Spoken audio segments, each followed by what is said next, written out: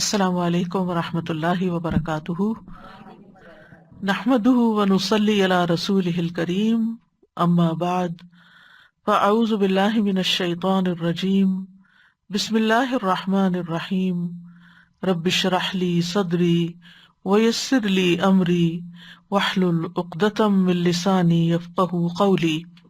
لو أنزلنا هذا القرآن على جبل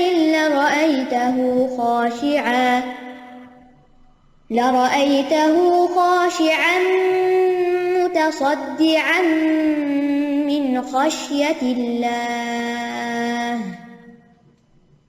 وتلك الأمثال نضربها للناس لعلهم يتفكرون۔ الحمدللہ، آج بھی ہم انشاءاللہ منافقین کے بارے میں پڑھیں گے کہ اللہ سبحانہ تعالیٰ نے منافقین کا حال بیان کر کے اس کی مزید وضاحت مثالوں کے ذریعے کی۔ کل ہم نے منافق کی مثال آگ کی طرح دیکھی اور آج ہم انشاءاللہ پانی کی طرح دیکھیں گے۔ وَمِنَ النَّاسِ مَن يَقُولُ آمَنَّا بِاللَّهِ وَبِالْيَوْمِ الْآخِرِ وَمَا هُم بِمُؤْمِنِينَ يُخَادِعُونَ اللَّهَ وَالَّذِينَ آمَنُوا وَمَا يَخْدَعُونَ إِلَّا أَنفُسَهُمْ وَمَا يَشْعُرُونَ۔ فِي قُلُوبِهِم مَّرَضٌ فَزَادَهُمُ اللَّهُ مَرَضًا وَلَهُمْ عَذَابٌ أَلِيمٌ بِمَا كَانُوا يَكْذِبُونَ۔ وَإِذَا قِيلَ لَهُمْ لَا تُفْسِدُوا فِي الْأَرْضِ قَالُوا إِنَّمَا نَحْنُ مُصْلِحُونَ أَلَا إِنَّهُمْ هُمُ الْمُفْسِدُونَ وَلَكِنْ لَا يَشْعُرُونَ۔ وَإِذَا قِيلَ لَهُمْ آمِنُوا كَمَا آمَنَ النَّاسُ قَالُوا أَنُؤْمِنُ كَمَا آمَنَ السُّفَهَاءُ أَلَا إِنَّهُمْ هُمُ السُّفَهَاءُ وَلَكِنْ لَا يَعْلَمُونَ۔ وَإِذَا لَقُوا الَّذِينَ آمَنُوا قَالُوا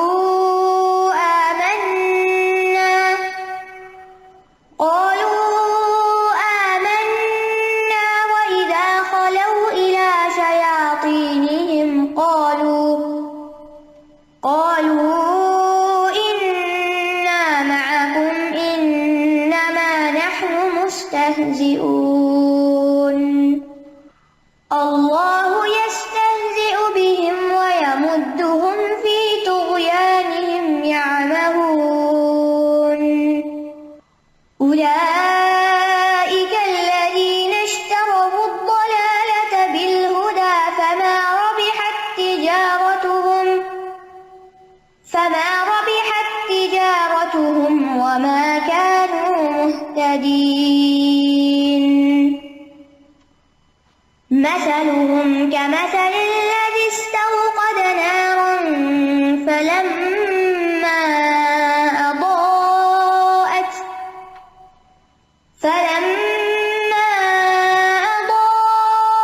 مَا حَوْلَهُ ذَهَبَ اللَّهُ بِنُورِهِمْ وَتَرَكَهُمْ فِي ظُلُمَاتٍ لَّا يُبْصِرُونَ۔ صُمٌّ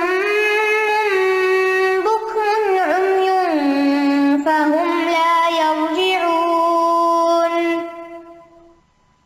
أَوْ كَصَيِّبٍ مِّنَ السَّمَاءِ فِيهِ ظُلُمَاتٌ وَرَعْدٌ وَبَرْقٌ وبرق يجعلون أصابعهم في آذانهم من الصواعق حذر الموت والله محيط بالكافرين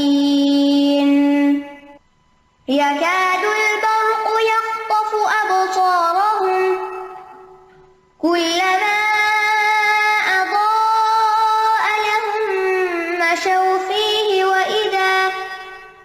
وإذا أظلم عليهم قاموا ولو شاء الله لذهب بسمعهم وأبصارهم إن الله على كل شيء قدير. یہاں منافقین کی دوسری مثال بیان ہوئی ہے. او کصیب من السماء فیہ ظلمات ورعد وبرق یجعلون اصابعهم فی آذانهم من الصواعق حذر الموت واللہ محیط بالکافرین یکاد البرق یخطف ابصارهم کلما اضاء لهم مشوا فیہ وإذا أظلم عليهم قاموا ولو شاء الله لذهب بسمعهم وأبصارهم إن الله على كل شيء قدير. یا ان کی مثال آسمان سے اترنے والی زوردار بارش کی طرح ہے جس میں اندھیرے ہیں اور گرج ہے اور چمک ہے. وہ کڑاکوں کے باعث موت کے ڈر سے اپنی انگلیاں اپنے کانوں میں ڈال لیتے ہیں اور اللہ کافروں کو گھیرنے والا ہے. قریب ہے کہ بجلی ان کی آنکھوں کی روشنی اچک لے جائے.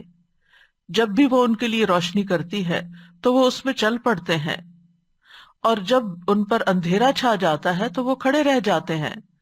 اور اگر اللہ چاہتا تو ان کی سماعت اور ان کی بصارت کو لے جاتا. بے شک اللہ ہر چیز پر خوب قدرت رکھنے والا ہے. او کصیب، یا اگر منافقین کا حال سمجھنا ہے تو اس مثال سے سمجھو، زوردار بارش کی مثال سے. او کصیب، سیب سے مراد وہ بارش ہے جو موسلا دھار برستی ہے. صاب یصوب سے صبا کا لفظ بھی آتا ہے قرآن میں، اور بکثرت نازل ہونے والی بارش کو جو لگاتار برسے، زور سے برسے، سیب کہا جاتا ہے. یہاں مطر کا لفظ استعمال نہیں ہوا، سیب کا ہوا ہے. فیہ ظلمات، اس میں اندھیرے ہیں. یعنی بارش کب آتی ہے؟ جب بادل آتے ہیں، اور بادل بھی ہلکے پھلکے نہیں، جب ایسے بادل آتے ہیں کہ جو آسمان پر سورج کو چھپا دیتے ہیں اور ایک طرح سے اندھیرا کر دیتے ہیں، تبھی تیز بارش ہوتی ہے. اور پھر آپ نے دیکھا ہوگا کہ کبھی آپ اگر ہائی وے پہ جا رہے ہوں اور بارش ہو رہی ہو تو آگے سے راستہ نظر نہیں آتا، یوں لگتا ہے کہ اندھیرا ہو گیا ہے. تو ایک اندھیرا تو بادلوں کا، دوسرا اندھیرا بارش کا، اور تیسرا اندھیرا رات کا. اس بارش میں کئی طرح کے اندھیرے جمع ہیں. ورعد، اور کڑک. رعد وہ آواز ہوتی ہے جو بادلوں میں سنائی دیتی ہے. رعد بادلوں کو ہانکنے والے فرشتے کا نام بھی بتایا جاتا ہے، لیکن یہاں کڑک مراد ہے. وبرق، برق سے مراد وہ روشنی ہے جو آسمان میں بادلوں کے اندر چمکتی ہے. یعنی بادلوں کے اندر وہ ہوتی ہے، ستاروں کی روشنی نہیں. جیسے کہ سورۃ الرعد میں آتا ہے هو الذی یریکم البرق خوفا وطمعا وینشئ السحاب الثقال، وہی ہے جو تمہیں بجلی دکھاتا ہے ڈرانے اور امید دلانے کے لیے، اور بھاری بادل پیدا کرتا ہے. تو جب یہ سارا سین ہوتا ہے تو منافق کیا کرتے ہیں؟ یجعلون، ڈال لیتے ہیں، اصابعہم، اپنی انگلیاں. اصابع اصبع کی جمع ہے، اور اصبع پوری انگلی کو کہتے ہیں. اس کے برعکس عربی میں انامل کا لفظ بھی استعمال ہوتا ہے. وہ بھی انگلی کے لیے ہوتا ہے، لیکن وہ ناخن کے نیچے والے حصے کے لیے بس ہوتا ہے. یعنی صرف اتنا حصہ جو ناخن کے نیچے آپ کو ملے گا، یہ حصہ انامل کہلاتا ہے. تو عموماً جب شور یا زوردار آواز یا کسی دھماکے کی آواز سنتے ہیں تو عموماً جب کانوں پہ ہاتھ رکھتے ہیں تو صرف یہ انامل رکھتے ہیں. یہاں اللہ سبحانہ تعالیٰ نے انامل کا ذکر نہیں کیا، اصابع. گویا وہ اتنے خوف میں ہے کہ وہ چاہتے ہیں کہ موقع ملے اور پوری کی پوری انگلی ان کے کان کے اندر ان کے ایئر کینال میں گھس جائے تو گھس جائے، تاکہ وہ کسی طرح اس آواز کو نہ سنے. میں مبالغے کا اظہار ہے یہاں. فی آذانہم، آذان اذن کی جمع ہے. من الصواعق، صاعقہ کی جمع صواعق. صاعقہ کا اصل معنی ہوتا ہے آواز کا شدید ہونا. وصاعق من فی السماوات والارض آتا ہے. اور اسی طرح صاعقہ وہ آگ ہوتی ہے جو گرج کے شدید ہونے کے وقت آسمان سے اترتی ہے.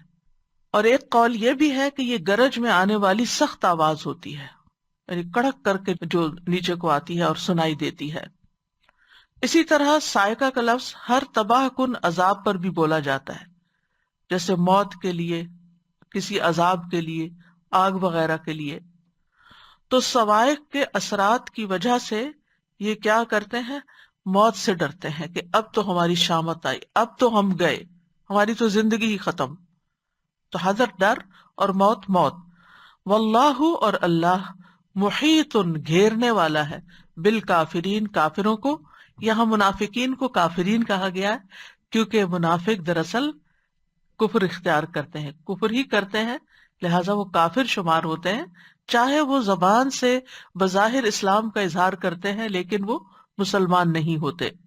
تو واللہ محیط بالکافرین یعنی وہ کتنی بھی احتیاطی تدابیر کریں، اپنی انگلیاں پوری کی پوری بھی کانوں میں گھسا دیں، اس شور کو نہ سنیں، آنکھیں بند کر لیں، یعنی کہ اپنی آنکھیں بند کر کے سارے سین سے غائب ہو جائیں، لیکن ان میں سے کوئی تدبیر ان کو فائدہ نہ دے گی.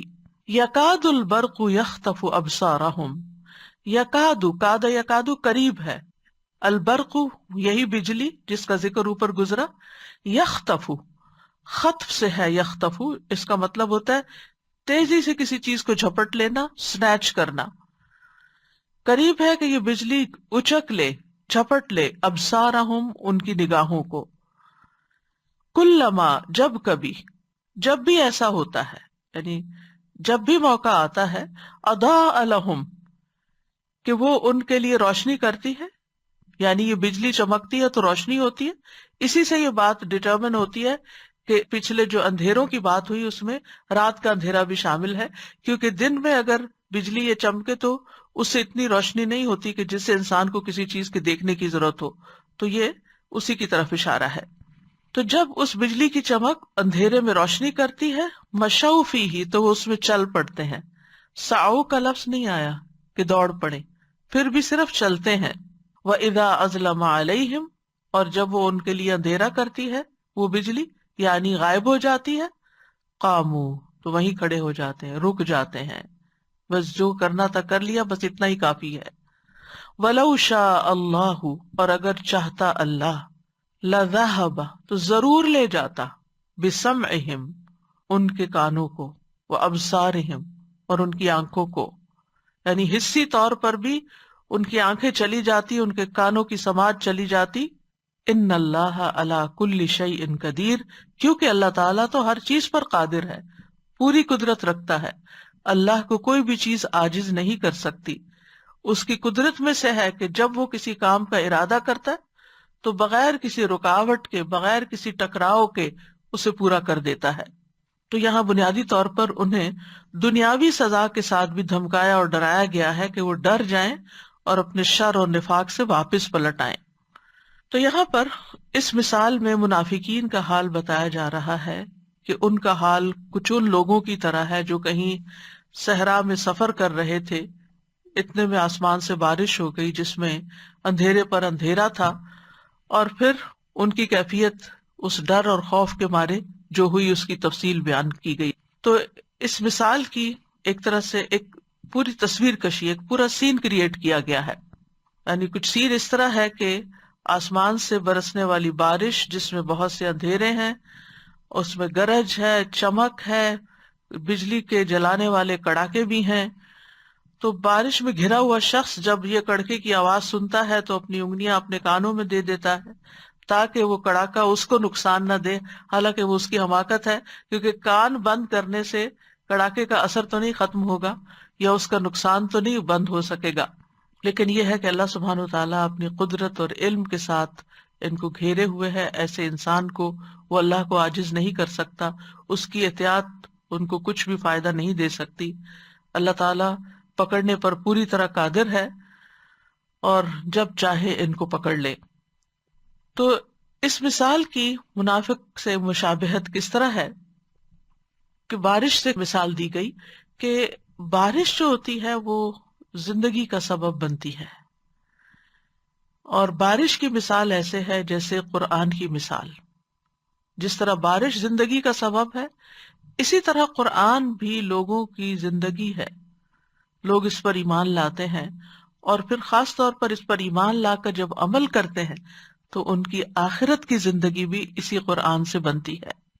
اور اس مثال میں جو اندھیرے بیان ہوئے ہیں وہ اندھیرے کفر کے، جہالت کے، شک کے، نفاق کے، وہ سارے اندھیرے ہیں جس میں وہ جی رہے ہیں۔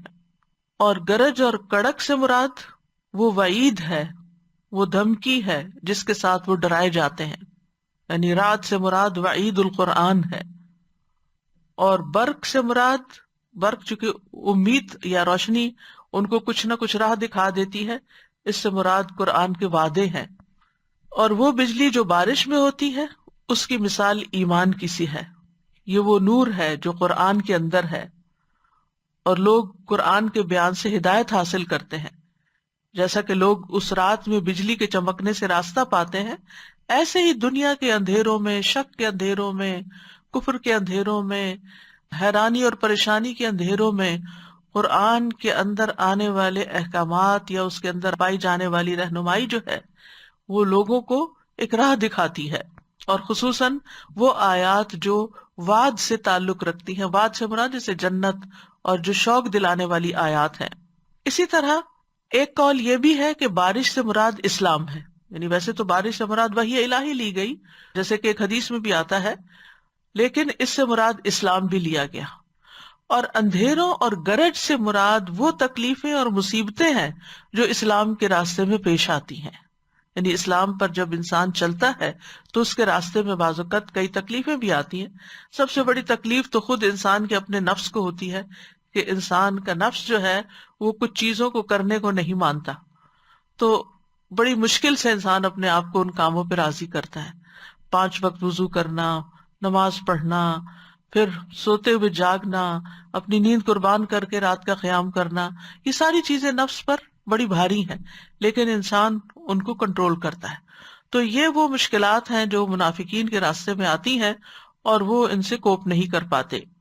چمک سے مراد مسلمانوں کو حاصل ہونے والی کامیابیاں ہیں، اور کڑکنے والی بجلیوں سے مراد وہ احکامات ہیں جن میں منافقوں کو اپنی موت نظر آتی ہے، جیسے جہاد کا حکم ہے۔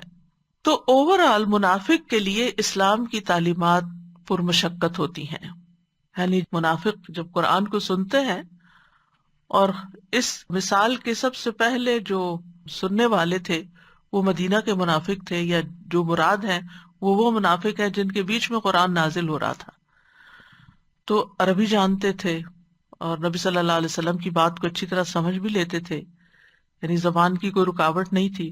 لہٰذا جب وہ قرآن سنتے یا ان کو آیات پڑھ کر سنائی جاتی تو اس کے احکامات، اس کے اندر پائی جانے والی وعید، اس کے شرعی احکامات کی پابندیاں اور اس طرح کی ساری باتیں ان کے اوپر بڑی بھاری ہوتی تھی، ان کو اس میں بڑی مشقت نظر آتی تھی، اور پھر وہ کوشش کرتے تھے کہ ایسی آیات کو سننے سے بچیں، نہ ہی سنیں، کہ کہیں ان پر وہ عذاب نہ آ جائے جس کی دھمکی دی جا رہی ہے یا جو سنایا جا رہا ہے۔ یعنی قرآن کے اندر ہی ساتھ ہی یہ بھی بتایا جاتا ہے کہ جو یہ بات مانے گا اس کے لیے خوشخبری ہے، جو نہیں مانے گا اس کے لیے عذاب ہے۔ تو وہ اپنی منافقت کی سزا سے بچنے کے لیے کوشش یہ کرتے تھے کہ وہ باتیں سنے ہی نہ، ان کو پہنچے ہی نہ، تو اپنی انگلیاں اپنے کانوں میں دیتے تھے۔ اور اس قرآن کے نور کے شدید ہونے کی وجہ سے اور قرآن کے چمکتے ہوئے طاقتور دلائل اور حجتوں کی وجہ سے منافق ڈرتے تھے، اور ان کے اندر کی بصیرت چونکہ کمزور تھی، لہذا وہ اس چیز کو سمجھ ہی نہیں پاتے تھے اس کے اصلی معنوں میں، بلکہ اس کے اوپر عمل سے بچنے کے لیے وہ اور تدابیر اختیار کرتے تھے۔ جب بھی کبھی تھوڑی بہت بات سمجھ آتی، حق کا نور ان کے لیے ظاہر ہوتا، ان کے لیے روشنی کرتا، ان کے دلوں میں تھوڑی سی چمک آتی، تو وہ چند قدم چل لیتے تھے، نہیں کچھ کام کر لیتے تھے. جیسے نمازوں میں لیٹ آتے تھے لیکن آ جاتے تھے، جہاد میں چلے جاتے تھے اس نیت کے ساتھ کہ کچھ مال غنیمت وغیرہ مل جائے گا. لیکن ان احکامات کا نور ان کے دلوں میں ٹھہرتا نہیں تھا، جڑ نہیں پکڑتا تھا، استقامت نہیں اختیار کرتا تھا. کچھ ہی دیر کے بعد وہ نور بجھ جاتا، اور پھر جب اگلا موقع کوئی آتا تو پیچھے ہٹ جاتے. اور دین کے بارے میں، رسول اللہ صلی اللہ علیہ وسلم کے بارے میں، دین کے احکامات کے بارے میں ان کے دلوں میں مسلسل شکوک و شبہات رہتے تھے، کنفیوژن رہتی تھی. لیکن اس کے برعکس مومن کا حال کیا ہوتا ہے کہ مومن جب قرآن پڑھتا ہے تو اس کا دل پگھل جاتا ہے، اس کی آنکھوں سے آنسو بہنے لگتے ہیں، اس کے اندر ایک ایکسپٹنس ہوتی ہے. چاہے احکامات اس کے نفس پہ بھاری ہوتے ہیں لیکن پھر بھی وہ ان کو خوشی سے قبول کرتا ہے کہ یہ میرے رب کا حکم ہے. اس کے برعکس منافق آیات کو موت سمجھتے تھے اور خوف کا شکار ہو جاتے تھے. یعنی قرآن مجید ان کے لیے سکینت کا باعث نہیں ہوتا تھا. اب پہلے دن کا لیکچر یاد کیجئے جس میں نے یہ بتایا تھا کہ اس قرآن کے ساتھ سکینت نازل ہوتی ہے، اور یہ سکینت وہ شخص اتنی زیادہ محسوس کرتا ہے جتنا اس کے اندر ایمان ہوتا ہے، اتنا ہی قرآن دل میں اترتا چلا جاتا ہے اور اس کی روح سیراب ہو جاتی، سرشار ہو جاتی ہے، اس کے اندر سکینت اترتی. لیکن منافق جب قرآن سنتا ہے تو اس کا خوف بڑھتا ہے. یحسبون کل صیحۃ علیہم، ان کو یہ ڈر لگا رہتا ہے کہ کہیں ہماری اندر کی حالت اور ہمارا اندر کا جو ڈینائل ہے اس کے بارے میں کوئی صورت نہ اتر آئے اور کوئی بات پتہ نہ چل جائے. یعنی جس کے دل میں چور ہوتا ہے وہ ہمیشہ ڈرتا ہے کہ لوگوں کو کہیں میرے دل کی بات نہ پتہ چل جائے. تو کہ یہ دل سے یقین نہیں کرتے تھے اور عمل میں بھی پیچھے تھے، تو اس لیے یہ آیات ان پر بجلی بن کے گرتی تھی اور ان سے یہ خوف کھاتے تھے.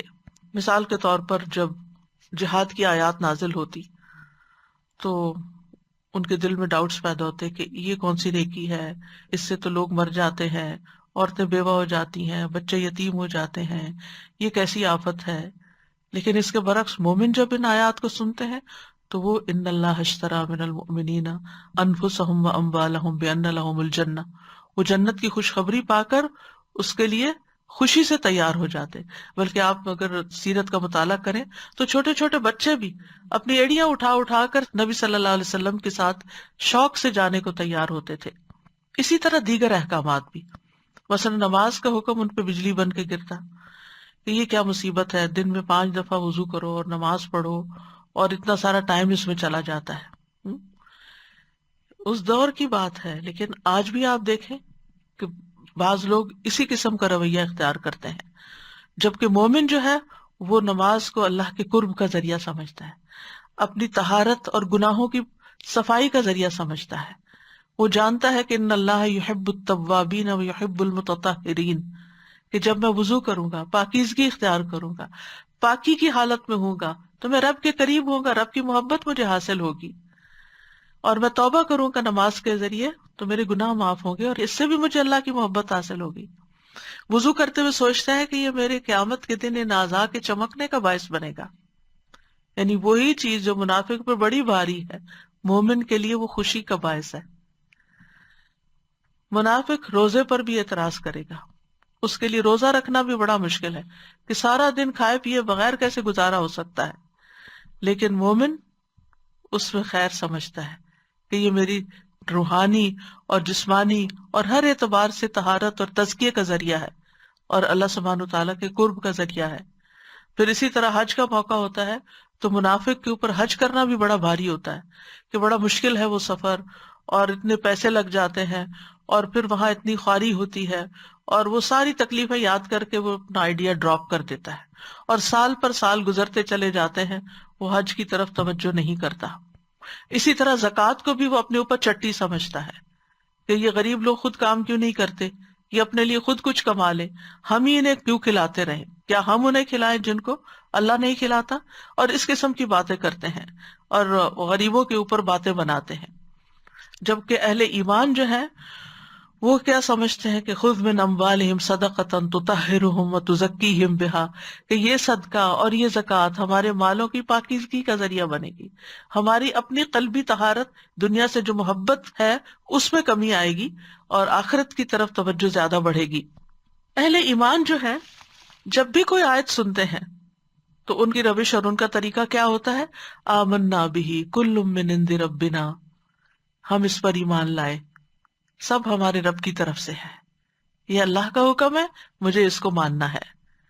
لیکن منافق اس کے فائدے کی بجائے نقصان کو دیکھتا ہے۔ یہ بہت بڑا فرق ہے مومن اور منافق میں۔ اس میزان پر، اس کرائیٹیرین پر ہمیں اپنے آپ کو رکھ کے دیکھنا چاہیے کہ جب بھی کوئی دین کا تقاضا ہم سے ہوتا ہے، جب بھی قرآن کا کوئی حکم ہمارے پاس آتا ہے، تو ہمارا طرز عمل کیا ہوتا ہے، ہم اس وقت کیا سوچ رہے ہوتے ہیں؟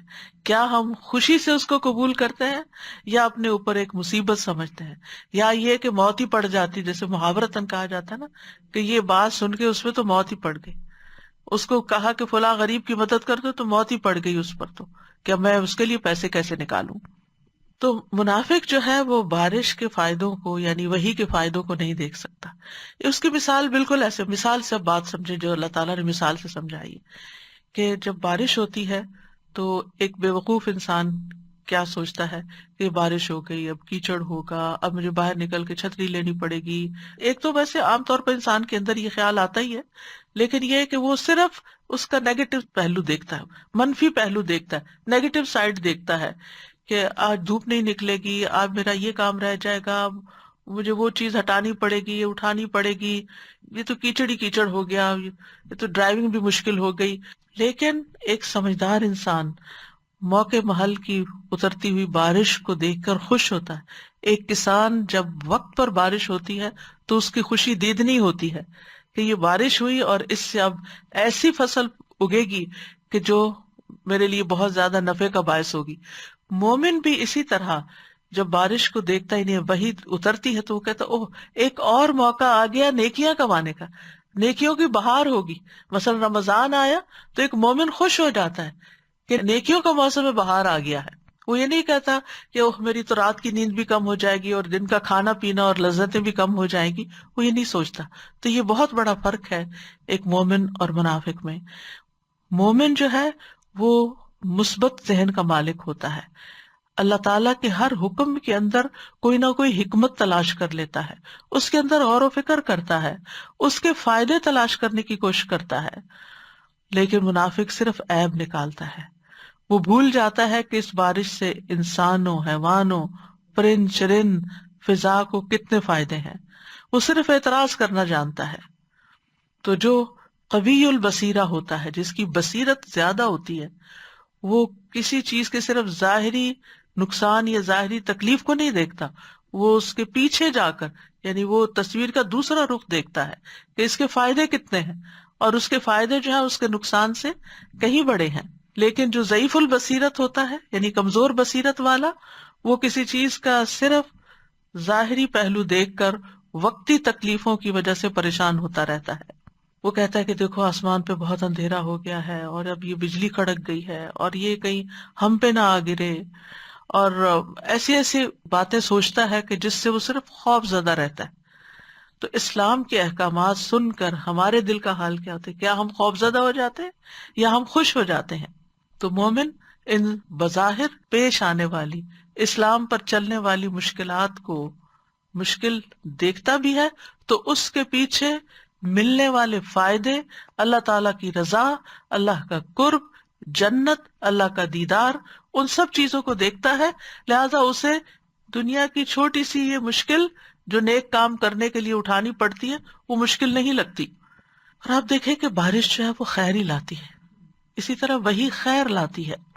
جو لوگ بارش کے مقام کو دیکھتے ہیں، جانتے ہیں، اس کی وجہ سے جو زندگی ملتی ہے ہر طرح کی مخلوق کو، جو اس کو دیکھتے ہیں، اور خاص طور پر جو نباتات اور حیوانات اس سے فائدہ اٹھاتے ہیں، وہ ان چیزوں کو اگنور کر دیتے ہیں کہ اس کے ساتھ بجلی چمکی یا کوئی کڑاکا ہوا یا اندھیرا ہوا، وہ اس میں بھی خیر کی بات دیکھ لیتے ہیں کیونکہ ان کو اچھے انجام کی امید ہوتی۔ جو شخص انجام پر نظر رکھتا ہے وہی بہتر طور پر اپنے لیے فیصلہ کر سکتا ہے.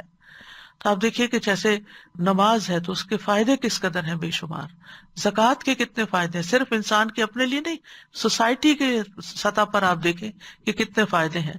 اسی طرح جیسے جہاد کی مثال ہے، تو ابن قیم نے اس پر تبصرہ کرتے ہوئے کہا، وہ کہتے ہیں کہ اکثر لوگوں کا یہی حال ہے سوائے ان لوگوں کے جن کے دل کی بصیرت سلامت ہوتی ہے. انہوں نے جہاد کی مثال بیان کی. وہ کہتے ہیں جب کمزور بصیرت والا جہاد کو دیکھتا ہے تو اس میں تھکاوٹ، مشکلات، جانوں کی ہلاکت اور دشمنوں کی دشمنی کا نشانہ بننے کا خطرہ دیکھتا ہے تو وہ آگے نہیں بڑھتا. لیکن اس کے برعکس مومن جو ہے وہ اس کے پیچھے کچھ اور دیکھتا ہے. پھر آپ دیکھیے کہ جتنے بھی احکامات ہیں ان سب کے اندر جو صاحب بصیرت ہے وہ صرف خیر کو دیکھ رہا ہوتا ہے. جس کے اندر بصیرت نہیں اس کا حال کیا ہوتا ہے کہ وہ قرآن مجید کے صرف ان مقامات پر توجہ کر رہا ہوتا ہے جو پوری طرح سمجھ میں نہ آئے، یا جن کے اندر کوئی ایسے احکامات ہوں کہ جن کو سمجھنے کے لیے کچھ مشقت ہو. جیسے ضعیف البصیرہ جو لوگ ہوتے ہیں وہ متشابہات کو دیکھتے رہتے ہیں. یہ منافقین کا ایک اور طریقہ ہے، یعنی ایک تو احکامات کی مشکل کو دیکھتے ہیں اور دوسرا متشابہات کو. جیسے قرآن مجید میں آتا ہے نا، فَأَمَّا الَّذِينَ فِي قُلُوبِهِمْ زَيْغٌ فَيَتَّبِعُونَ مَا تَشَابَهَ مِنْهُ ابْتِغَاءَ الْفِتْنَةِ وَابْتِغَاءَ تَأْوِيلِهِ. مثال کے طور پر قرآن مجید میں آتا ہے کہ جہنم کے 19 فرشتے ہوں گے، تو اب وہ اس کا مذاق اڑانے لگتا ہے. وہ کہتے ہیں کہ 19 کو تو ہم آرام سے قتل کر دیں گے اور جہنم سے نکل بھاگیں گے. شجرۃ الزقوم کا ذکر آتا ہے تو اس کا مذاق اڑاتا ہے کہ جہنم میں کیسے درخت اگے گا، وہاں تو اتنی آگ ہوتی ہے. نبی صلی اللہ علیہ وسلم کے اسراء اور معراج کی بات سنتا ہے تو اس کا مذاق اڑاتا ہے کہ یہ کیسے ممکن ہے کہ ایک ہی رات میں انسان آسمانوں کا سفر کر کے آئے. تو مومن اور غیر مومن کا قرآن مجید کو اپروچ کرنے کا طریقہ بھی بالکل مختلف ہوتا ہے، کیونکہ منافق جو ہیں جن کے دلوں میں ٹیڑھ ہوتی ہے وہ اس میں فتنے اور تعویل کی تلاش میں متشابہ آیات کے پیچھے لگ جاتے ہیں، حالانکہ ان کا حقیقی مطلب اللہ کے سوا کوئی نہیں جانتا. اور جو علم میں پختہ کار ہیں وہ کہتے ہیں ہم اس پر ایمان لائے، سب کچھ ہمارے رب کی طرف سے ہے، اور نصیحت تو صرف عقل والے ہی قبول کرتے ہیں. حضرت عائشہ کہتی ہیں کہ رسول اللہ صلی اللہ علیہ وسلم نے یہ آیت تلاوت فرمائی، هو الذی انزل علیک الکتاب منہ آیات محکمات ہن ام الکتاب واخر متشابہات، آخر تک، جو سورۃ آل عمران کی آیت نمبر 7 ہے، جس کا بھی میں نے آپ کے سامنے ترجمہ رکھا ہے. حضرت عائشہ بیان کرتی ہے کہ رسول اللہ صلی اللہ علیہ وسلم نے فرمایا، جب تم ایسے لوگوں کو دیکھو جو قرآن کی متشابہ آیات کا کھوج لگانے کی کوشش کرتے ہیں تو سمجھ لو کہ یہی وہ لوگ ہیں جن کا نام اللہ نے اصحاب زیغ رکھا ہے، یعنی جن کے دلوں میں ٹیڑھ ہے. اور منافقین کے دلوں میں ٹیڑھ ہوتی ہے، ان کے دلوں میں شک ہوتا ہے، ان کے دلوں میں بیماری ہوتی ہے. فرمایا ایسے لوگوں سے اجتناب کرو، ایسے لوگوں سے بچ کے رہو، ایسے لوگوں کے قریب مت جاؤ، کیونکہ ان کے دل ٹیڑھے ہیں اور کنفیوژن کا شکار ہے، وہ تمہارے اندر بھی وہی باتیں ڈالیں گے، تمہارا ایمان بھی کمزور کر دیں گے. تو نبی صلی اللہ علیہ وسلم نے ایسے لوگوں کی صحبت اختیار کرنے، ایسے لوگوں سے علم حاصل کرنے اور ایسے لوگوں سے قریب ہونے سے منع کیا ہے، کیونکہ ایک صحیح معلم یا صحیح استاد وہی ہوتا ہے جو انسان کو شک سے یقین کی طرف لے جائے، نہ کہ اس کے یقین کو بھی ڈاواں ڈول کر دے. جیسے منافق خود مذبذب ہوتے ہیں، مذبذبین بین ذالک لا الہ ہؤلاء ولا الہ ہؤلاء، خود تذبذب کا شکار ہوتے ہیں، وہ دوسروں کو بھی دین کے بارے میں، قرآن کے بارے میں، سنت کے بارے میں، خود نبی صلی اللہ علیہ وسلم کے بارے میں مذبذب کر دیتے ہیں، شک میں ڈال دیتے ہیں. جبکہ مومن جو ہے وہ قرآن کو پڑھ کر اطمینان اور سکون اور سکینت حاصل کرتا ہے. منافق قرآن کو سنتا ہے، اس کو سمجھ کچھ نہیں آتا، یعنی وہ حقیقی معنوں تک نہیں پہنچتا، کیونکہ اس کی نیت ہدایت حاصل کرنے کی نہیں ہوتی. جبکہ اس کے برعکس مومن جب قرآن پڑھتا ہے تو اس کی سب سے پہلی نیت کیا ہوتی ہے؟ جو قرآن میں قرآن کا سب سے پہلا مقصد بتایا گیا، ھدی للمتقین، اور دوسری جگہ پر ھدی للناس. مومن قرآن کو ہدایت کے لیے پڑھتا ہے، جبکہ منافق اس کو ہدایت نہیں ملتی کیونکہ وہ ہدایت کی نیت نہیں رکھتا، وہ اس سے کوئی رہنمائی نہیں چاہتا. اسی لیے ان کا حال کیا ہوتا ہے؟ وَمِنْهُمْ مَنْ يَسْتَمِعُ إِلَيْكَ حَتَّى إِذَا خَرَجُوا مِنْ عِنْدِكَ قَالُوا لِلَّذِينَ أُوتُوا الْعِلْمَ مَاذَا قَالَ آنِفًا أُولَئِكَ الَّذِينَ طَبَعَ اللَّهُ عَلَى قُلُوبِهِمْ وَاتَّبَعُوا أَهْوَاءَهُمْ. اور ان میں سے کچھ وہ ہیں جو تیری طرف کان لگاتے ہیں، یہاں تک کہ جب وہ آپ کے پاس سے نکلتے ہیں تو ان لوگوں سے جنہیں علم دیا گیا کہتے ہیں ابھی اس نے کیا کہا تھا. یہی لوگ ہیں جن کے دلوں پر اللہ نے مہر لگا دی اور وہ اپنی خواہشوں کے پیچھے چل پڑے. اسی طرح سورۃ التوبہ میں آتا ہے کہ قرآن سے اہل ایمان کے ایمان میں اضافہ ہوتا ہے اور منافق کے رجس میں اضافہ ہوتا ہے، گندگی میں اضافہ ہوتا ہے. اور جب بھی کوئی سورت نازل کی جاتی ہے تو ان میں سے کچھ لوگ ایسے ہیں جو کہتے ہیں کہ اس نے تم میں سے کس کو ایمان میں زیادہ کیا ہے. نعوذ باللہ، یعنی قرآن مجید پڑھ کے تمہارے ایمان میں کیا اضافہ ہوا ہے؟ پس جو لوگ ایمان لائے سو ان کو تو اس نے ایمان میں زیادہ کر دیا اور وہ بہت خوش ہوتے ہیں، اور رہے وہ لوگ جن کے دلوں میں بیماری ہے تو اس نے ان کی گندگی کے ساتھ اور گندگی میں اضافہ کر دیا اور وہ اس حال میں مرے کہ وہ کافر تھے. تو قرآن کی آیات منافق کے لیے فتنہ بن جاتی ہیں. منافق احکامات سے ڈرتا ہے، جیسے کہ اس آیت میں بتایا گیا کہ وہ کڑاکوں کے ڈر سے، موت کے ڈر سے خوف کھاتا ہے، اس لیے قرآن کے قریب نہیں جاتا. تو او کصیب من السماء فیہ ظلمات ورعد وبرق، تو بارش جبھی ہوگی نا جب بادل آئیں گے، اس کے بغیر تو بارش نہیں ہو سکتی. یعنی کچھ چیزیں کچھ چیزوں کے ساتھ جڑی ہوئی ہیں. تو اس لیے الحمدللہ اگر ہم ایمان بھی رکھتے ہیں اور کبھی قرآن کا کوئی حکم سن کے تھوڑی دیر کے لیے پریشانی بھی ہوتی ہے تو ہمیں یہ یاد رکھنا چاہیے کہ دنیا امتحان کا گھر ہے اور یہاں مشقتیں، ہر چیز میں مشقت ہے، یعنی حتیٰ کہ دنیا کمانے میں بھی مشقت ہے. یعنی کوئی چیز ایسی نہیں کہ جس میں تکلیف نہ ہو، لیکن اللہ تعالیٰ نے تکلیف کے ساتھ آسانی بھی رکھ دی. تو مومن کی نظر اس تکلیف سے گزرنے کے بعد ملنے والی آسانی پر ہوتی ہے یا اس کے ساتھ کی آسانی پر ہوتی ہے، جبکہ منافق اس بات کو نہیں سمجھتا. تو یہاں فرمایا فیہ ظلمات ورعد وبرق، تو یہ سب چیزیں تو بارش کے لیے لازم و ملزوم ہے. بارش جبھی آئے گی جب یہ سب کچھ اترے گا، یعنی یہ سب کچھ آئے گا، یہ ماحول پیدا ہوگا، یہ مشکلات ہوں گی. تو مومن جب سنتا ہے قرآن کو تو کان کھول کے سنتا ہے، اور انہیں حکم بھی یہی دیا گیا ہے اذا قرئ القرآن فاستمعوا لہ، خوب کان لگاؤ تاکہ تم پہ رحم کیا جائے. لیکن منافق سننے کی بجائے کان بند کر لیتا ہے، دل تک بات نہیں جانے دیتا. کیوں؟ اس لیے کہ وہ ان احکامات کا سامنا نہیں کر سکتا جو اب اس وحی کے اترنے کے بعد اس تک پہنچ رہے ہیں. اور پھر اس میں آپ دیکھیے کہ کتنا مبالغہ بھی ہے نا، کہ پوری کوشش کرتا ہے. پوری انگلی ڈالنے کا مطلب کیا ہے؟ پوری کوشش کرتا ہے کہ کسی طرح یہ باتیں مجھے نہ سننے کو ملے.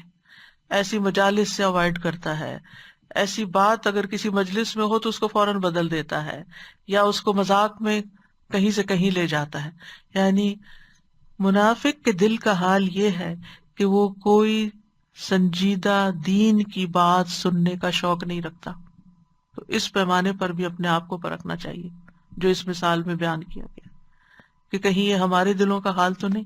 اور اگر کسی کے بھی دل کا یہ حال ہے تو اسے اپنی فکر ہونی چاہیے کہ مجھے قرآن کے پڑھنے کا، مجھے قرآن کے سننے کا کتنا شوق ہے، اور قرآن سنتے وقت میرے دل کی حالت کیا ہوتی ہے.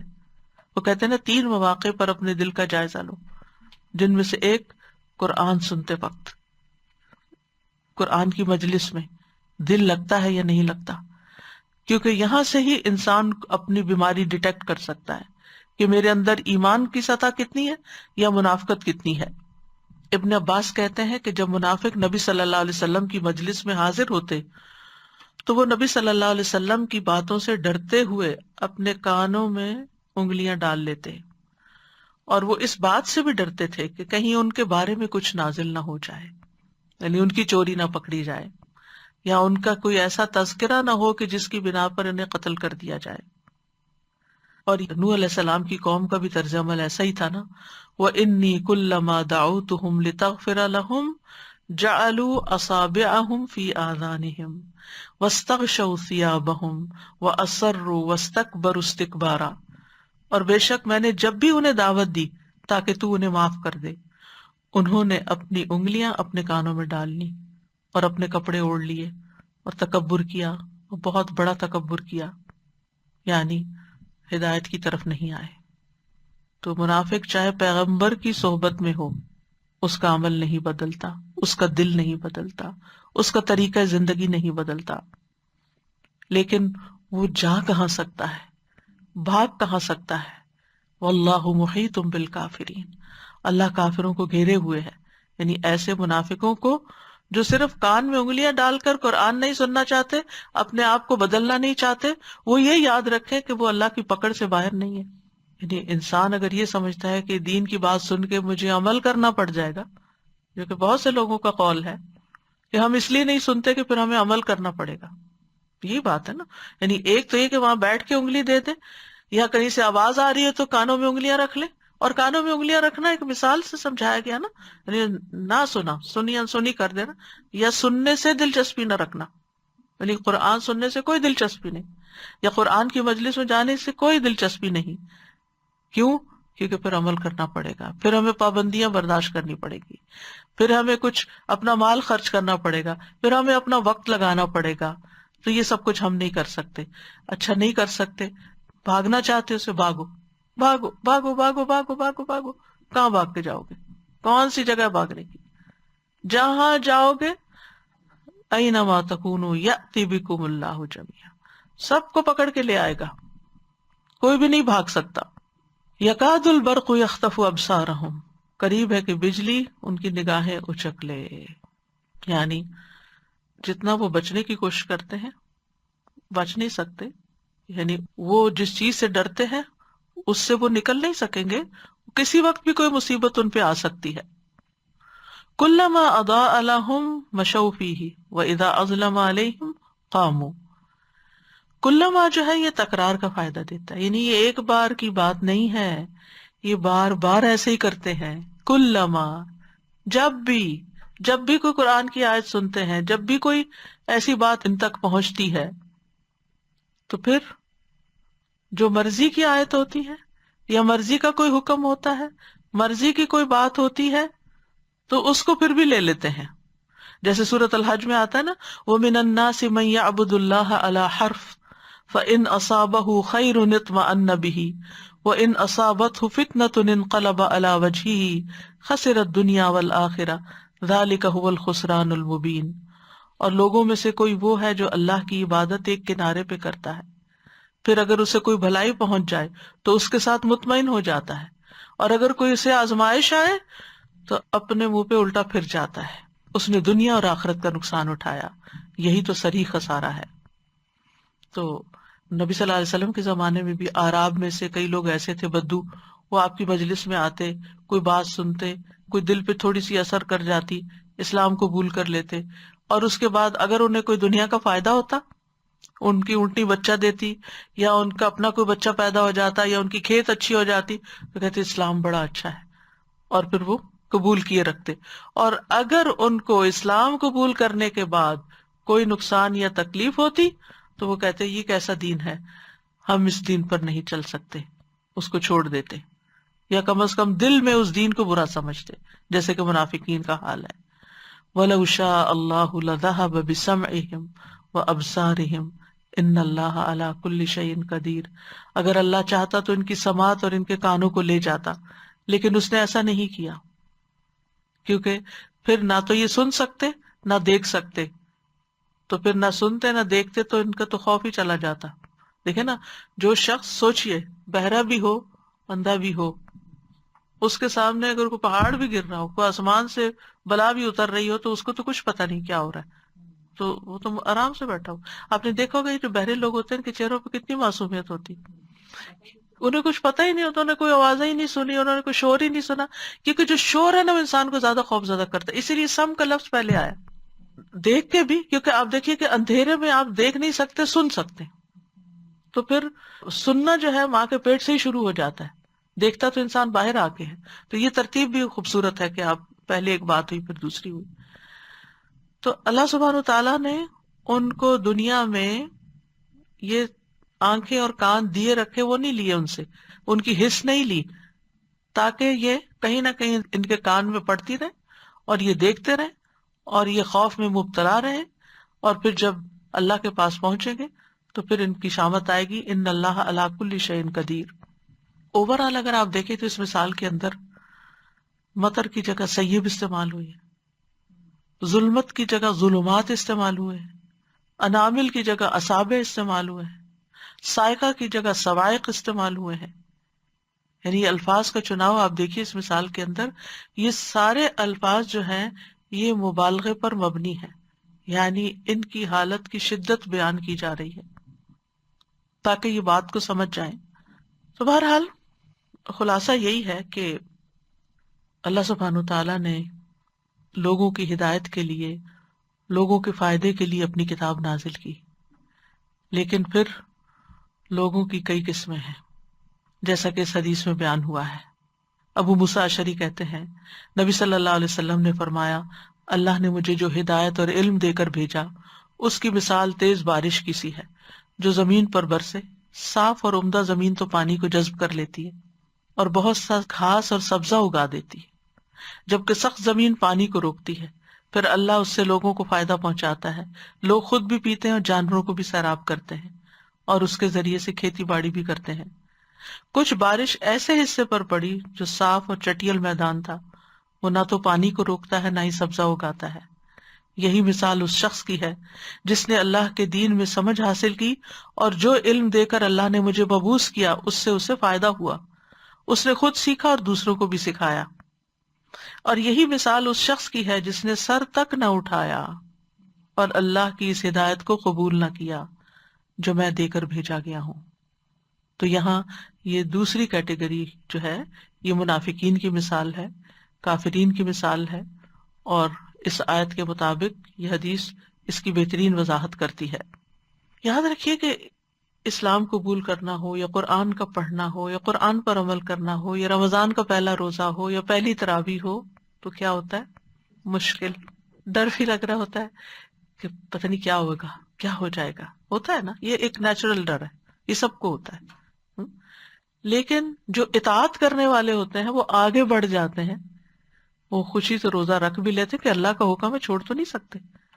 وہ نماز بھی پڑھ لیتے ہیں تراویح کی. وہ پہلے عشاء پڑھنی بھاری ہوتی تھی کہ تھکے ہوئے سارے دن کے، لیکن رمضان کے ساتھ ایسا ایمان جاگ جاتا ہے کہ وہی ہم ہوتے ہیں اور خوشی سے وہ نماز پڑھ کے ایسا لگتا ہے کہ زمانے بھر کی تھکاوٹ چلی گئی ہے، اور اس وقت پھر سونے کو بھی دل نہیں چاہتا.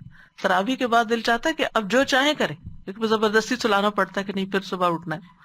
مومن بھی انسان ہے، اس کا نفس ہے، اس کے ساتھ کمزور ہوتا ہے، اس کو بھی ابتدا میں تھوڑا سا ڈر سا لگتا ہے، لیکن وہ اطاعت کے جذبے سے آگے بڑھ جاتا ہے، پھر آسانی مل جاتی ہے اس کو. منافق وہی کنارے پر رہتا ہے، من الناس من یعبد اللہ علی حرف، کنارے پر، آگے نہیں آتا. جو اندر نہیں آتا تو وہ مزہ بھی نہیں چکتا پھر. یعنی ان سختیوں کو، مشکلات کو جو بارش کے اندر ہیں، جو اسلام کے اندر ہیں، ان کو دیکھ کے گھبرا جاتا ہے اور باہر ہی رہتا ہے کہ نہیں، میں یہ دین نہیں پڑھوں گی، میں یہ قرآن نہیں پڑھوں گی، میرے لیے زندگی بہت مشکل ہو جائے گی، مجھے حجاب کرنا پڑے گا، نمازوں کی پابندی کرنی پڑے گی، میری یہ چیز چھوٹ جائے گی، میری وہ چیز چھوٹ جائے گی، اس لیے بہتر ہے کہ میں اس کو پڑھوں ہی نہ. تو یاد رکھیے کہ اسلام کے آغاز میں مشکل ہے لیکن آخر میں نعمت ہی نعمت ہے، اسی لیے اللہ نے اس کو نعمت کہا ہے. شاہ عبد القادر کہتے ہیں دین اسلام میں آخر میں سب نعمت ہے مگر ابتدا میں کچھ محنت ہے، جیسے کہ بارش، کیونکہ آخر میں اسی سے آبادی ہے اور اول کڑک ہے اور بجلی ہے. تو اس سے کیا پتہ چلتا ہے کہ منافق لوگ اول سختی سے ڈر جاتے ہیں، ان کو آفت سامنے نظر آتی ہے، جیسے بادل کے اندر کچھ چیزیں نظر آتی ہیں تو منافق کبھی دل ان کا چاہتا بھی ہے کہ اقرار کر لیں، تھوڑا سا چلتے بھی ہیں، تھوڑا سا آگ بھی جائیں گے، لیکن پھر اس کے بعد ایک بات ان کی مرضی کے خلاف ہو گئی، پھر واپس پلٹ جائیں گے. تو آپ دیکھیے کہ ایمان والوں کی بھی دو قسمیں ہیں. ایک اعلیٰ درجے کے مومن مقرب اور ابرار ہیں، اور دوسرے عام مومن ہیں. منافقوں کی بھی دو قسمیں ہیں. ایک پہلے درجے کے منافق جن کا کل ہم نے پڑھا تھا، جن کی مثال آگ سے دی گئی تھی کہ ان کے اندر ایمان ہوتا ہی نہیں، ان کے دل میں کفر ہی ہوتا ہے. اور پھر یہاں پر منافق کی جو دوسری قسم ہے وہ منافق ہیں جو تھوڑا بہت آتے بھی ہیں لیکن پھر پلٹ جاتے ہیں. یا یہ کہ پہلی قسم کے منافق اعتقادی منافق ہوتے ہیں. دوسری قسم کی یہ مثال جو ہے یہ عملی منافقوں کے بارے میں ہے کہ جو زبان سے اقرار کر کے دل سے بھی تھوڑا سا مان لیں گے لیکن عمل نہیں کریں گے، عمل سے گھبراتے ہیں. تو عقیدے کا نفاق نفاق اکبر ہوتا ہے جو انسان کو ملت سے باہر نکال دیتا ہے، جس میں انسان رسول کی تکذیب کرتا ہے، یا شریعت کے کچھ حصے کا انکار کرتا ہے، یا رسول سے بغض رکھتا ہے، یا رسول کی لائی ہوئی کسی چیز سے بغض رکھتا ہے، یا رسول کے دین کے گرنے پر خوش ہوتا ہے اور دین کی کامیابی کو ناپسند کرتا ہے. اور عملی نفاق کیا ہے؟ جس میں اس کا عمل جو ہے وہ اس کے قول کی تردید کرتا ہے. عملی نفاق کفر اصغر ہوتا ہے، انسان کو ملت سے باہر نہیں نکالتا، مگر یہ بہت بڑا جرم اور عظیم گناہ ہوتا ہے. نبی صلی اللہ علیہ وسلم نے منافق کی کئی علامتیں بتائی ہیں کہ 3 خصلتیں جس میں ہو وہ منافق ہے. خواہ نماز پڑھتا ہو، روزہ رکھتا ہو اور اپنے آپ کو مسلمان سمجھتا ہو، جب بات کرے تو جھوٹ بولے، وعدہ کرے تو خلاف کرے، امانت رکھوائی جائے تو خیانت کرے. منافقین کی کچھ علامات ہمیں قرآن مجید سے بھی پتہ چلتی ہیں اور پھر کچھ احادیث سے پتہ چلتی ہیں. ان کی روشنی میں ہمیں اپنا جائزہ لینا چاہیے، کیونکہ جو دوسری قسم کی مثال ہے یہ بہت سے لوگوں پر فٹ آ جاتی ہے کہ وہ دین کو مشکل سمجھ کر دین کی طرف نہیں آتے. اللہ تعالی ہم سب کو اس سے محفوظ رکھے. منافق کی علامات میں سے ایمان لانے کو، سچا ایمان لانے کو وہ بے وقوفی سمجھتے ہیں. دل سے ایمان لانے کی بجائے صرف زبانی ایمان کا اظہار کرتے ہیں. کفر اور ایمان کے درمیان تذبذب کا شکار ہوتے ہیں. اہل ایمان کی مجلس میں اپنے ایمان کا اظہار کرتے ہیں، دین والوں کے پاس بیٹھ کر دین کی کوئی بات کر لیں گے، اور جب اہل کفر کے ساتھ بیٹھتے ہیں تو پھر انہی کی پسند اور مرضی کی بات کرتے ہیں. قسمیں کھا کر اپنے مومن ہونے کا دعویٰ کرتے ہیں، اللہ کے بارے میں بدگمانی کرتے ہیں. وَيُعَذِّبَ الْمُنَافِقِينَ وَالْمُنَافِقَاتِ وَالْمُشْرِكِينَ وَالْمُشْرِكَاتِ الظَّانِّينَ بِاللَّهِ ظَنَّ السَّوْءِ، تاکہ اللہ ان منافق مردوں اور عورتوں اور مشرک مردوں اور عورتوں کو سزا دے جو اللہ کے بارے میں گمان کرتے ہیں برا گمان، اللہ اور اس کے رسول کے دین کا مذاق اڑاتے ہیں.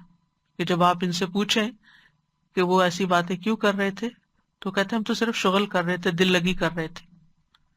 اللہ اور اس کے رسول کے وعدوں کو جھوٹا سمجھتے ہیں. ما وعدنا اللہ ورسولہ الا غرورا، اللہ اور رسول کے وعدے بحث دھوکے کے وعدے ہیں. قرآن ان کے حلق سے نیچے نہیں اترتا، دل پر اثر نہیں کرتا، سکینت کا باعث نہیں ہوتا.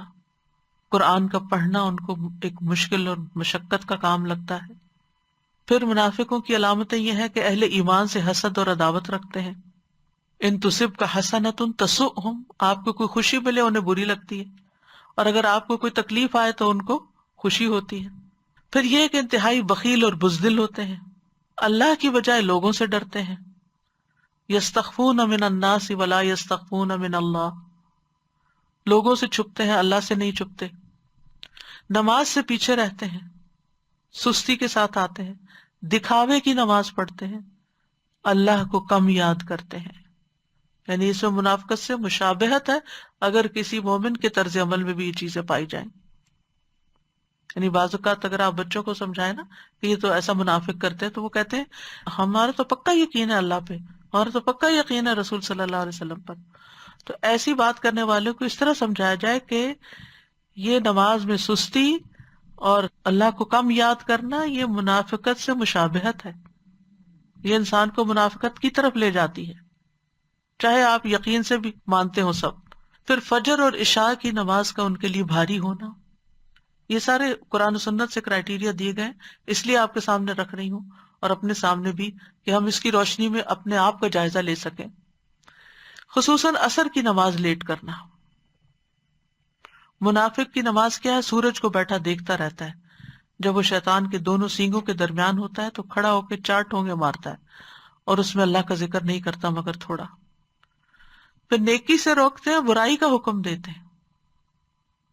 اب آپ دیکھیے کہ اگر ایک شخص اپنے آپ کو مسلمان بھی کہتا ہے لیکن وہ دوسروں کو غلط کام کرنے کا بھی کہہ رہا ہے تو وہ کس قسم کا مومن ہے؟ یعنی حرام کام اس کے لیے خوشنما بنا دے یا حرام کاموں کی طرف اس کی رہنمائی کرے. حرص، طمع، بے صبری کا مظاہرہ کرتا ہے. زمین میں کفر، نفاق اور نافرمانیوں کے ذریعے فساد برپا کرتا ہے اور فساد کو اصلاح کا نام دیتا ہے. باتوں میں ملمہ سازی کرتا ہے. وَإِن يَقُولُوا تَسْمَعْ لِقَوْلِهِمْ، اگر آپ سنیں تو آپ کو ان کی بات بڑی پسند آئے، سنتے ہی رہ جائیں. ابو عثمان نہدی کہتے ہیں کہ میں عمر رضی اللہ عنہ کے پاس تھا، وہ لوگوں سے خطاب کر رہے تھے. انہوں نے اپنے خطبے میں فرمایا کہ رسول اللہ صلی اللہ علیہ وسلم نے فرمایا مجھے اپنی امت پر سب سے زیادہ ڈر اس منافق کا ہے جو زبان آور ہوتا ہے، جو بہت باتیں کرتا ہے لیکن عمل میں کچھ نہیں ہوتا. رسول اللہ صلی اللہ علیہ وسلم نے فرمایا فحش گوئی اور زیادہ باتیں کرنا نفاق کے شعبے ہیں، یعنی اس میں بھی نفاق پایا جاتا ہے. حکمت میں مبنی باتیں کرنا مگر عمل ظلم والا کرنا. حضرت عمر سے روایت ہے نبی صلی اللہ علیہ وسلم نے فرمایا بے شک میں اس امت کے ہر اس انسان سے ڈرتا ہوں جو منافق ہے، جس کی باتیں حکمت والی ہیں اور عمل ظلم والا ہے. ویسے بڑے بڑے درس دیتے ہیں لیکن گھر میں اپنی ہی بہو سے یا اپنی ہی ساس سے معاملہ انتہائی ظلم اور سنگ دلی پر مبنی ہے، تو یہ بھی ایک خطرے کی علامت ہے. تو ہر شخص کو اپنے بارے میں فکر کرنی چاہیے. کرنے کا کام کیا ہے کہ اپنے بارے میں ہم نفاق سے ڈریں کہ کہیں ہمارے اندر تو ایسا نہیں. حضرت حسن کہتے ہیں مومن ہی نفاق سے ڈرتا ہے، منافق اس سے بے خوف ہوتا ہے. منافق کہتا ہے کہ میرے اندر کوئی نفاق نہیں ہے، وہ قسمیں کھا کے اس سے بھی برات کا اظہار کر دیتا ہے. صحابہ کرام اپنے بارے میں منافقت سے ڈرتے تھے. ابن ابی ملیکہ کہتے ہیں میں نبی صلی اللہ علیہ وسلم کے 30 صحابہ سے ملا، ان میں سے ہر ایک کو اپنے اوپر نفاق کا ڈر لگا ہوا تھا. ان میں سے کوئی نہیں کہتا تھا کہ میرا ایمان جبرائیل اور میکائیل کے ایمان جیسا ہے. صحابہ نفاق سے ڈرتے ہوئے اپنی اصلاح کرتے رہتے تھے. ان کو اس بات کی فکر ہوتی تھی کہ ہم نبی صلی اللہ علیہ وسلم کی مجلس میں ہوتے ہیں تو ہمارے دل کی حالت اور ہوتی ہے اور گھر جاتے ہیں تو ہمارے دل کی حالت بدل جاتی ہے. نافق حنظلہ، وہ مشہور روایت ہے کہ حضرت حنظلہ گھبرا کے نکلے گھر سے کہ حنظلہ تو منافق ہو گیا، میرے دل ایسا نہیں ہے جیسا نبی صلی اللہ علیہ وسلم کی مجلس میں تھا. ابو بکر رضی اللہ عنہ سنا کہا میرے ساتھ بھی یہی ہوتا ہے. دونوں چلے گئے نبی صلی اللہ علیہ وسلم کے پاس. تو آپ نے کیا فرمایا تھا کہ اگر تم ہر وقت ویسے ہی رہو تو پھر تمہارے بستروں اور راستوں میں فرشتے تم سے مصافحہ کریں، پھر تو تم فرشتے ہی بن جاؤ. تو بہرحال انسان کو نفاق سے ڈرنا بھی چاہیے اور نفاق سے پناہ بھی مانگنی چاہیے. اللہم انی اعوذ بک من العجز والکسل والجبن والبخل والحرم والقسوۃ والغفلۃ والعیلۃ والذلۃ والمسکنۃ واعوذ بک من الفقر والکفر والفسوق والشقاق والنفاق والسمعۃ والریاء. اللہ تعالی ہم سب کو نفاق سے محفوظ رکھے اور آسمان سے اترنے والی بارش، وحی الہی، قرآن، اسلام، ان سب کے اندر کی ہمیں خیر دکھائے اور ہمارے دلوں میں اس سے سکینت اترے اور اس کو ہم خوشی کے ساتھ سنیں، نہ کہ اپنی کانوں میں انگلیاں دیں. اور پھر اس کی جو وعیدیں ہیں ان سے ضرور ڈریں لیکن اس کے وعدوں پر ایمان رکھتے ہوئے جنت کا شوق بھی رکھیں اور اس کے لیے کوشش بھی کریں. اللہ سبحانہ وتعالی ہم سب کو ایمان کے ساتھ زندہ رہنے اور ایمان کے ساتھ دنیا سے جانے کی توفیق دے. اللہ آخری دم تک ہمیں استقامت عطا فرمائے اور ہمارے دلوں کو ٹیڑھا ہونے سے بچائے. میں یہ سوچ رہی تھی کہ یہ جو کیریکٹر آپ نے بتایا، 2 کیریکٹر، یہ ایک لائف سٹائل ہے، یہ ایک مائنڈ سیٹ ہے. جس طرح آپ نے بتایا نا کہ ہر چیز میں نیگیٹیوٹی دیکھنا، تو صرف یہ دین کی باتوں میں نہیں کرتے، دنیا کے معاملے میں بھی ہر چیز میں سے ایک ٹیڑھا پانی نہیں، کہ ایک نارمل گفتگو نہیں ہوتی، ہر چیز میں سے they want to pick up something کہ جس سے دوسرے کو تکلیف ہو. تو یہ سوچ بدلنے کی ضرورت ہے، اور یہ میں حتیٰ کہ یہ سوچ دین ہی بدلتا ہے کہ ہر چیز مومن کے ہر معاملے میں خیر ہی ہے، اور یہ چیز مومن کے سوا کسی کو نصیب نہیں ہوتی. جیسے حدیث میں آتا ہے نا کہ مومن کا معاملہ بھی عجیب ہے، تکلیف میں بھی صبر کرتا ہے اور اس کا بھی اچھا پہلو دیکھتا ہے کہ اس میں بھی خیر ہے.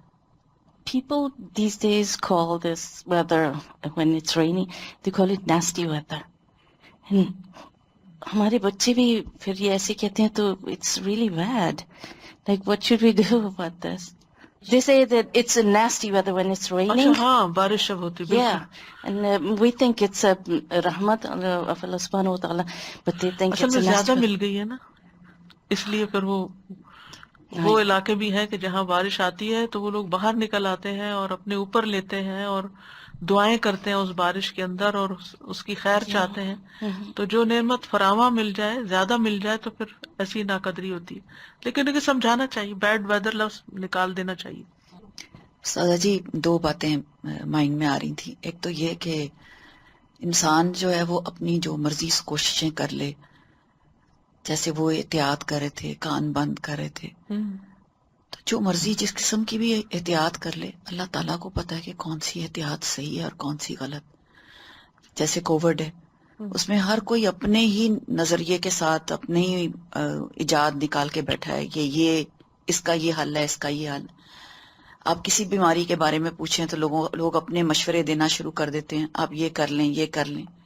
لیکن اللہ کو پتا ہے کون سا طریقہ صحیح ہوگا، صحیح سننے کا، صحیح عمل کرنے کا، صحیح چلنے کا. اور یہ قرآن اور سنت جو ہمیں اللہ تعالیٰ نے دی ہے، اس کو صحیح حاصل کرنے کا یہ اتنا بڑا انعام ہے. لیکن اس کو اگنور کرنا، بار بار اس سے انحراف برتنا اور پھر ایسی تعویلیں کرنا کہ یہ تو ہمیں بات سمجھ میں ہی نہیں آتی، کیونکہ وہ سننے کی ضرورت ہی نہیں. یعنی جب بات کرنا شروع کرتے ہیں نا تو وہ کوئی لے آتے ہیں، اچھا وہ جو 4 شادیوں کا ذکر ہے قرآن میں اور وہ فلاں کا ہے اور لونڈیوں کا ذکر ہے، یعنی ساری گفتگو جو ہے وہ انہی موضوعات پہ آ کر اعتراض کر کے خود کو جسٹیفائی کر لیتے ہیں کہ ہم جو باہر ہیں اس سے وہ زیادہ بہتر ہے. اور جو انگلی کا کتنا حصہ ہے، انگلی تو لمبی ہے لیکن اس کا کتنا حصہ اندر کان کے اندر جا رہا ہے نا. آگے ٹپ بھی ہوتی ہے جو جاتی ہے، جیسے آپ نے آج بھی ایکسپلین کیا. تو چاہے وہ جتنی مرضی چاہے حفاظت کرنے کی، اس کو بند کرنے کی، اللہ کی ذات ہے کہ کون سی چیز سیل بھی کر دیں کانوں کو تو پھر بھی فائدہ نہیں، کیونکہ خطرہ تو نہیں ٹلے گا نا. وآخر دعوانا ان الحمد للہ رب العالمین.